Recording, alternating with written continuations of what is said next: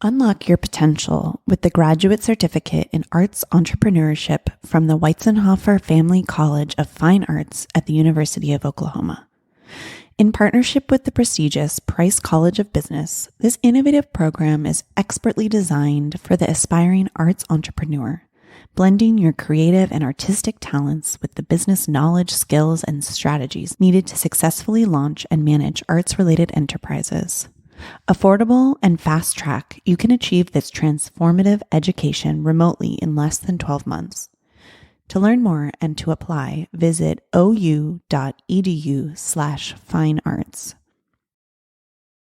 As a listener of Conversations on Dance, we know you love the art form. But if you were an audience member, have you ever wondered what it would be like to try a ballet class? We know that stepping into the studio as a ballet enthusiast can be very daunting, but fortunately, Art Emotion has created a safe space for all dancers, from pre-professional through to adults. Art Emotion was founded in 2015 by former Ballet West dancers Allison DeBona and Rex Tilton. Art Emotion's popular adult summer intensive program returns this May 27th through June 1st. This program includes advanced, intermediate, and beginner classes with no prior dance experience needed for the beginner level. Let Art Emotion be the bridge between the audience and the studio. Come dance this summer. For more information, visit artemotionballetschool.com or click the link in the description of this episode.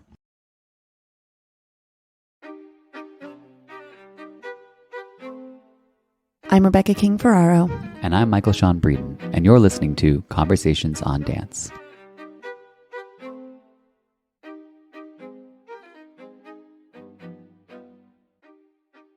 Good morning, Rebecca. How are we doing today on this fine Friday in March?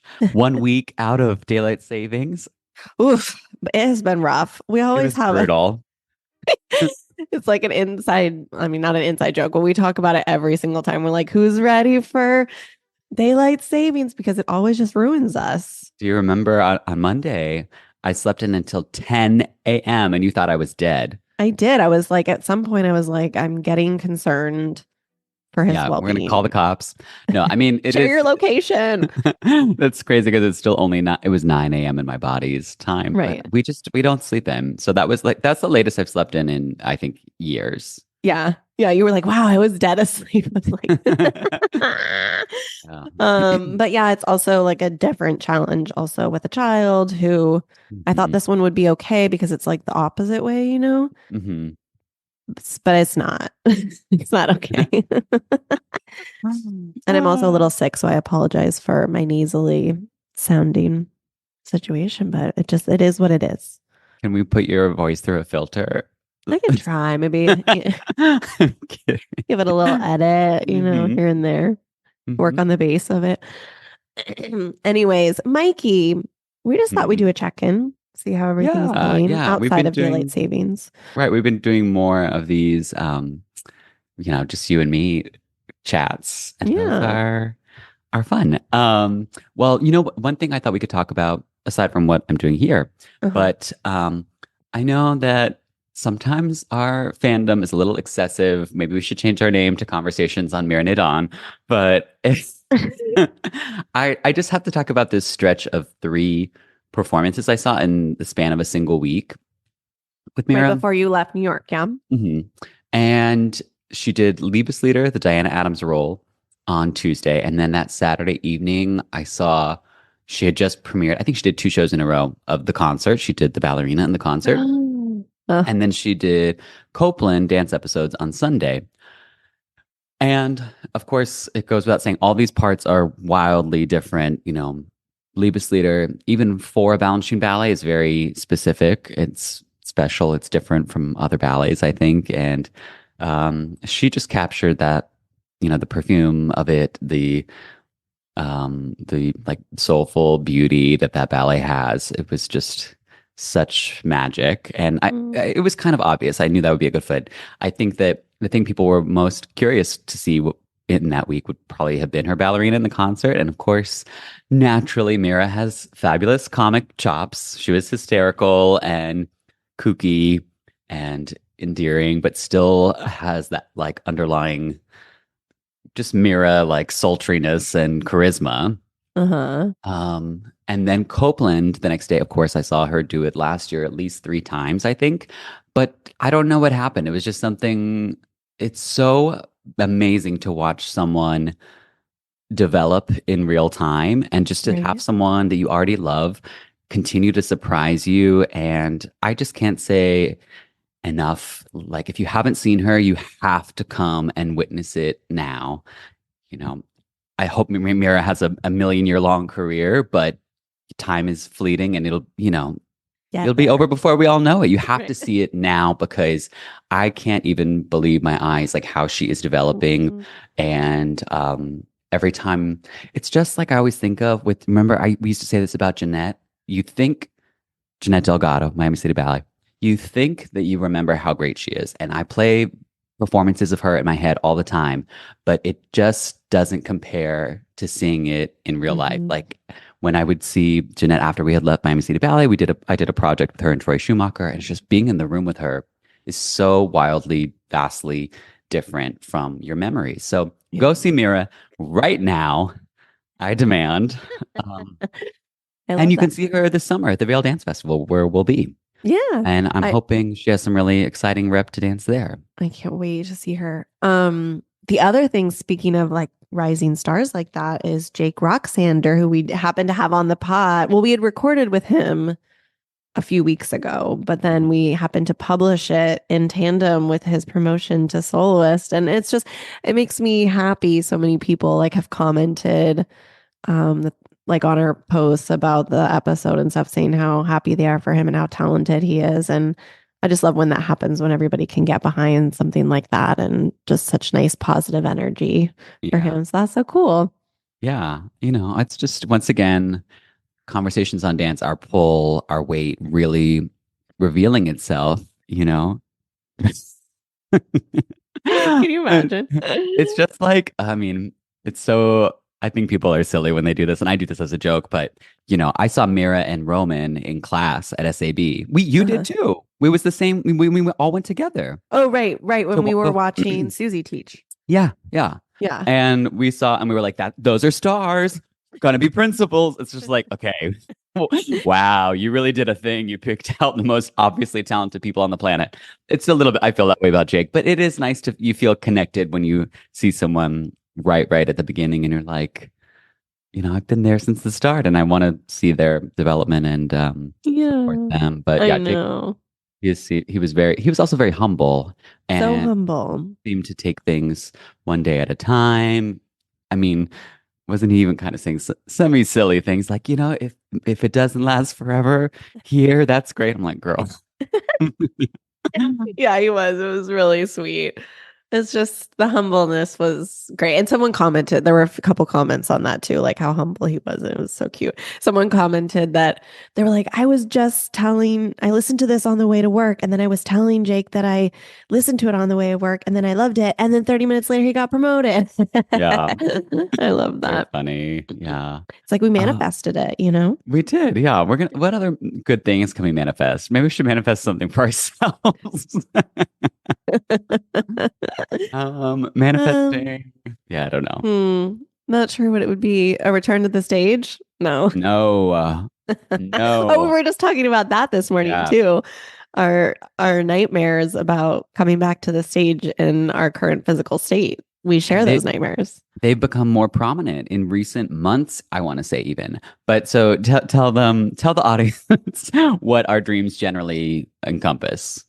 So normally we talk about having stress related ballet dreams. And we know that I think remember we were talking to Janie Taylor about this, and she was saying that Susie Pilar tells her that she still has these dreams. Hmm. Like we're destined to have them forever, it appears. Hmm. But like for me, it's always generally something along the lines of like half-hour calls happening. I'm totally not ready. I'm trying to put my hair up in a bun and it keeps falling out, or trying to put my point shoes on and the ribbons fall out. There's a series of them. Hmm. And then when we were talking about the newer ones that are like post-retirement, it's like Roma Sasenko, our ballet mistress, would tell us like she'd be in my dream being like, Rebecca, you got to do flowers. And I'm like, I haven't put on point shoes in years. And she's like, it doesn't matter. Get out there. And I'm like, ah! Panic.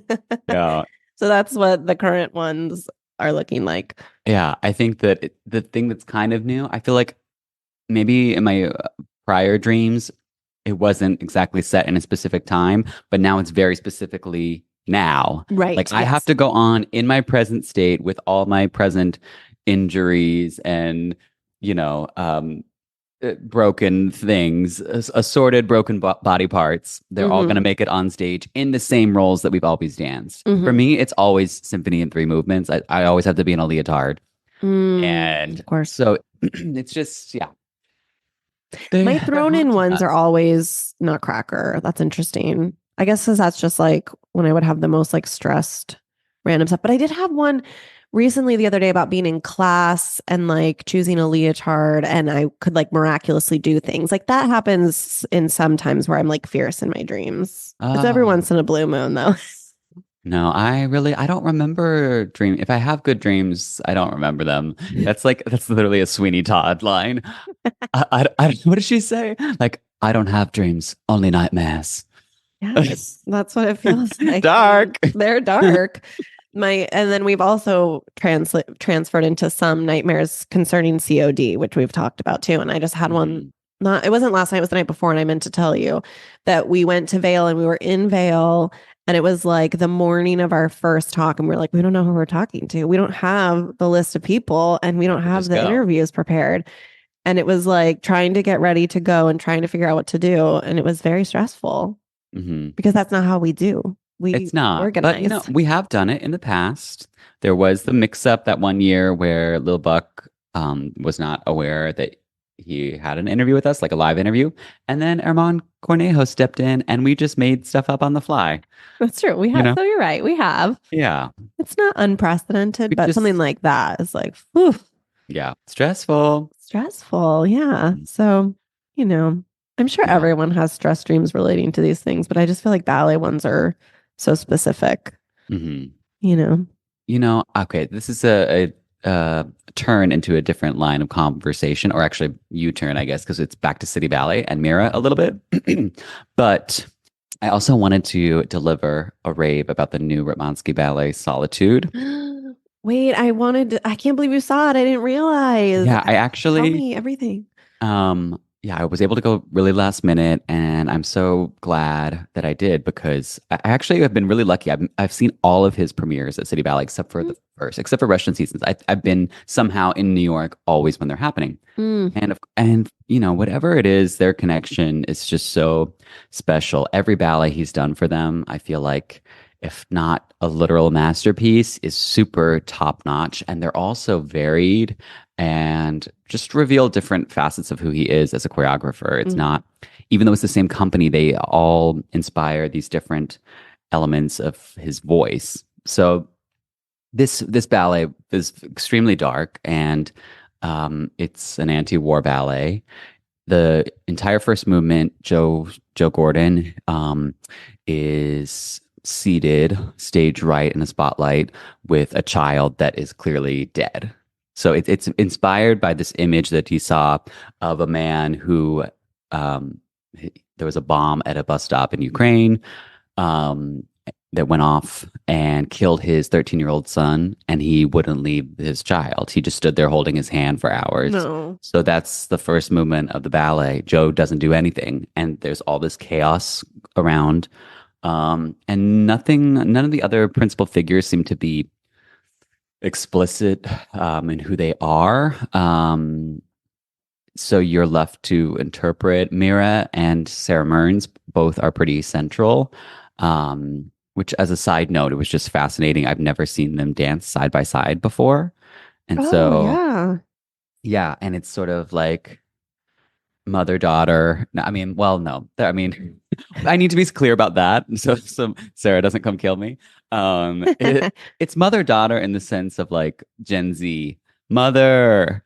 Like mother just means like I guess I mean trailblazer in a way. Mother daughter like Taylor Swift, Olivia Rodrigo. She couldn't actually be her mother, but she blazed the trail and she's an inspiration. Gotcha. And Yeah. yeah. Anyway, so watching them dance side by side was fascinating. Um, but the work itself, after that, after the first movement, Joe just tears into this really um, complex solo. I mean, I've never seen Joe dance like this. It's really, of course, melancholy, but just has so many different shades of what ballet can be. I don't know. I've only seen it once, and it was hard. I was trying to hold on to all of the things in the moment, but it's just a piece that demands multiple viewings for sure. I'm sure it will be in the rep for years and years to come. And also, I just took note of the fact that there aren't too many ballets in my mind that are so obviously, explicitly anti-war. I mean, people have said that maybe Symphony in Three Movements has some anti-war components. But it's like up to interpretation, though. Yeah. Really, because I don't think Balanchine really specifically Right. said that. Like I mean, the green table is the only thing I can think of where I'm like, that's, very explicitly, obviously anti-war.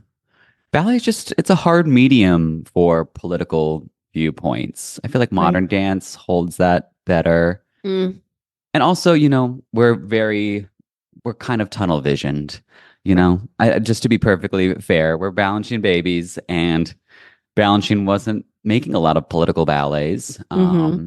He did make a ballet after the assassination of Martin Luther King, but I don't know that there's any footage of it, and it was only done that year. Requiem Canticles Mm, with Suzanne and Arthur. But yeah, it's just not a medium where a political voice is often found. So I thought it's just a really unique, incredible piece. I don't think there's anything else in the rep like it. So again, I can't wait to see it, even though it is tough. right. It's very, That's important yeah. because I think also because it's so timely, because it's happening now too, it's just very important. And I'm sure it was something that's very important to Alexi too, and Yeah. understandably so. Yeah. Mira talked a little bit about the experience in the studio, and she said that he really didn't give them a lot of direction, except that he didn't want there to be much energy put into it, which is kind of interesting. That feels Hmm. um, opposite Opposite of of him. what we often think of him, like Right. especially the way he coaches. But I think you had to have like the weight of the experience of war visibly in your steps. Mm. Wow. Um, but yeah, it was interesting. Yeah, I think everyone needs to go see it because Mm. it's yet another Rotmansky win at City Ballet. I loved it, and of course, it is important. I think we have to have these experiences. It's like going to the movies and seeing something like Schindler's List. It's important, even if it's not enjoyable. I think we're in this moment in our culture.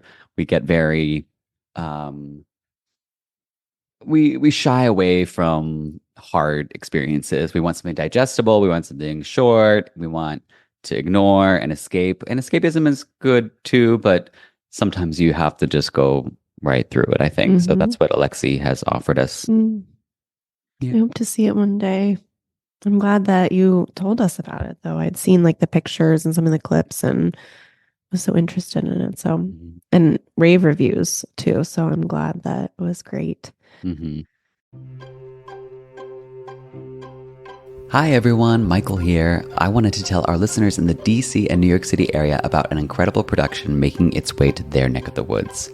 The White Feather, a Persian ballet tale, is currently on its Dance for Freedom tour, with stops in DC at the Kennedy Center on March 26th and the Gerald Lynch Theater in New York City on March 29th and 30th, with special guest artists Brooklyn Mack and Maki Onuki in DC and ABT principals Devin Tusher and Corey Stearns in New York City. Artistic director Tara Ghassemieh appeared on the podcast in episode 346, where she talked in depth about The White Feather and how her own Persian background and identity shaped the production. It's received raves in numerous publications, so you don't want to miss this groundbreaking emotional production. Get your tickets at intuittheartship.org or follow at Persian Swan on Instagram for updates and ticketing information.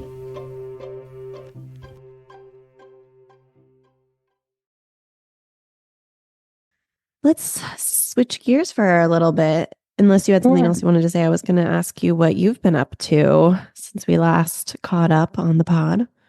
Well, I'm in Los Angeles. I'm at Los Angeles Ballet, staging for my second time Justin's Ballette, which I first did in the Royal Danish Ballet in 2022.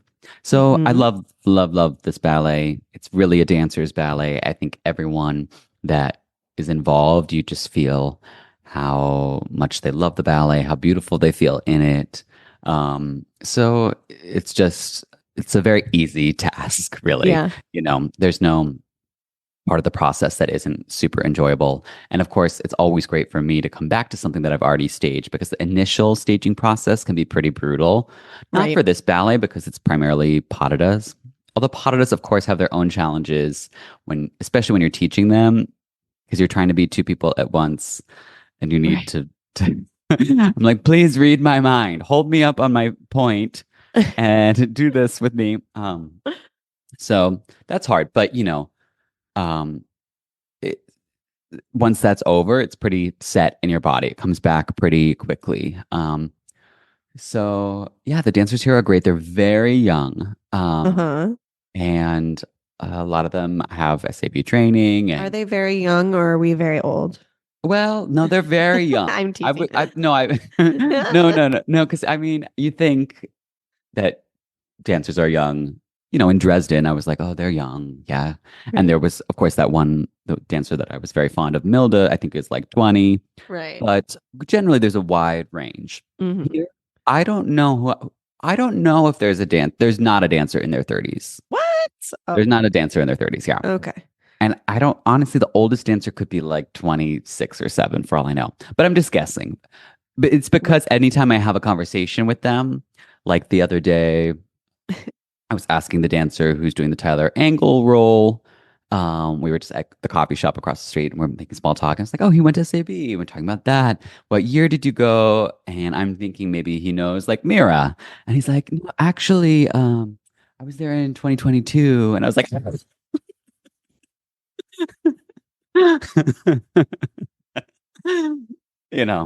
scary. But he was beautiful. And I was really shocked, basically because I thought his maturity and the way he presented Right. himself was very adult.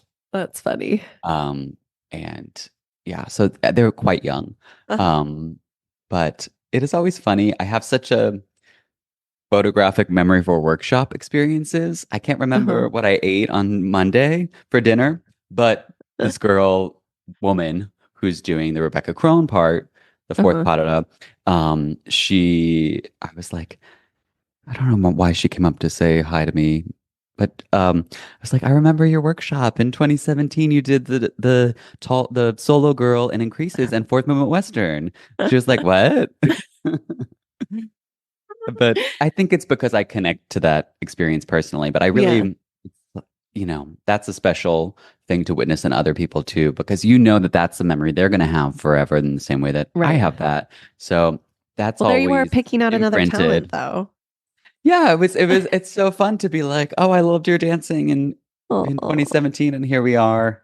And I'm sure she loved that. yeah, and the other fun thing was that she saw the premiere of Bellette as a student. Oh, that's So she cool. saw it and was like, oh my God, I want to dance this ballet. Oh, And now nice. here she is getting to do it. So Nice. yeah. Well, you said it's like you were already talking about it's pas de deux. What is it? Is it three couples? Because it's a smaller It's cast than some of his other works. it's 4 couples Four and couples. one central male soloist that is done by Anthony Huxley. Oh, Right. this is also fun. Because now I've been so many places. It's like I have all these little weird connections. Uh-huh. But in Atlanta, there was a very talented young Cuban man. Stop, boys and girls. It's I really hard to know. just change that language, but we are We're working working towards on it. it. Man, I a young know. man. We've been conditioned. We had. But he did the Daniel Applebaum role in Increases, and he Mm. was great. Um, and then I show up to work at Los Angeles Ballet the first day, and I'm like, wait, why are there two of him? So he's actually a triplet. What? So this guy, his name is Angel. He Uh-huh. is in Atlanta Ballet still, Uh-huh.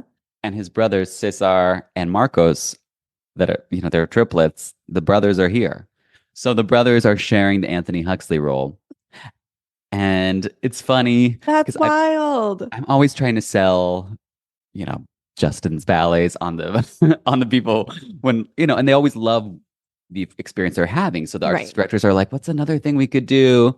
And I had told Gennady, the director in Atlanta, I was like, well, you should do ballet. And, Angel would be great in that Anthony role. Oh So my it's gosh. funny because now we have two Angels in Los Angeles doing the part. So it's really Wild. funny how And are small they that like world is. similar? I guess they're Oh kind my of similar God. dancers too. No, it's like Sarah and Lee Esty. SDs, yeah. But if there were three of them, it's Oh really my crazy. gosh. Like but of course, in the same way, they have their own strengths and different qualities. What I Right. think is really interesting is Marcos is very like I could see his brain working when he's dancing, and like I see his mind, Right. like his In a good- intelligence and yeah, how yeah, he's thought about everything. And then Uh-huh. Cesar is like I feel how he feels. He's very Huh. emotional and is imbuing the steps with all of his heart. So it's fun to see the way that these two literally identical dancers can be so different. Oh, I love that. But then you have those moments like they were doing something, they were going over it together, and it was just crazy in sync, like their instincts and their approach to music. It's like the twins doing Bomb Squad. That's what I was like, just gonna say. wow. Yeah, in Upper Room when they did that, and it was just like so the same timing Mhm. together, and like they're so in sync. Were they trained in Cuba, or Yeah. they were? Wow. Yeah. And then they came to the States. I wonder what it's like for Marcos to be by himself when the other ones are. Angel's the one by himself. Oh, But sorry, yes, Angel. Oh, I wonder what it's sure- like for him. I'm sure it's Oh my hard. God. They did Or he's all- probably they- like, yeah. they did do free. one summer at SAB together, though. They were telling me about that experience. Oh.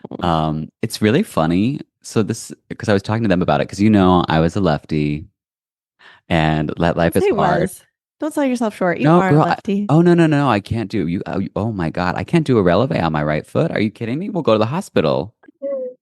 No, you don't. I think you don't understand how frozen that joint That is. toe is. I don't realize. It I is know. crazy. Yeah, it's just she's done. It's done, and that's fine. I'm here to It's time help for point others. shoes, maybe. Yeah, maybe. You don't have to roll through. Oh my God, I could do that Lynn Charles class. Yeah. Where Yeah. Lynn, that's something we could talk about for a hot second here. Mhm. 4-point is something that we're obsessed with. Kate Penner and us. Yeah. We are. We should have her on. Yeah, her name is Lynn Charles, the creator of 4-point, like for the number. Number 4. And I'm checking it and up. What the username? Yeah, it's so it's at 4-point on Instagram. she's Get after created. it. Yeah, she's created this method of just point teaching, and she's doing these workshops everywhere. We're desperate to go to one of the workshops. I mean, I love teaching point, but I have to do it all off of some memories of watching Suki and Susie's classes, and then I did go to the library and watch I think it was a Dubrovska class, and but I would just love to be kind of more formally trained. But some of the methods and the combinations that she gives you little sneak peeks of on Instagram are so lovely. We're very on board. Yeah, so on board. Like I wish that if I were still dancing, I would do the exercises that I see on her Instagram because it's just all the right things and I love it. So yeah, get after that. We should have her on. I think she's on our list. We should. Sure. If we can. Sorry, just to circle back to what I was saying, not to leave that thread. No, that's okay. But it's interesting because that my training initially was Cuban. Right. Oh, we're talking about you being a lefty. I don't understand why all Cubans are lefties, because all the triplets are lefties. The Sarabias Really? were left. Oh yeah, it's a real thing. So I would love to scientifically figure out what that is.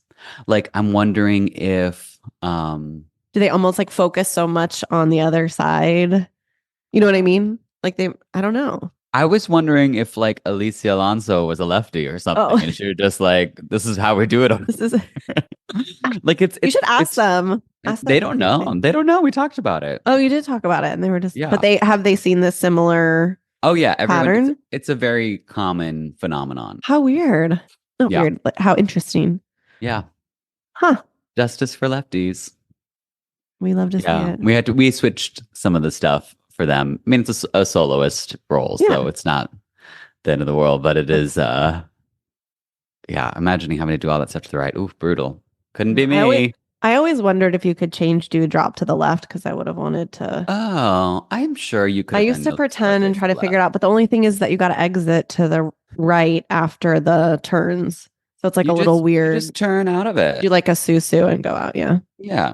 I used to practice it. That's how right now I'm working on Fairy's Kiss for Amsterdam. Mhm. And the fairy, the original fairy Simone does left fouettes. And then Mhm. she just does like a little spinsy out of it to saute croise before she does soda off. Oh, there you go. Yes, you Yeah. could do it whichever way. It's kind of pretty. I like a croise saute moment. Yeah.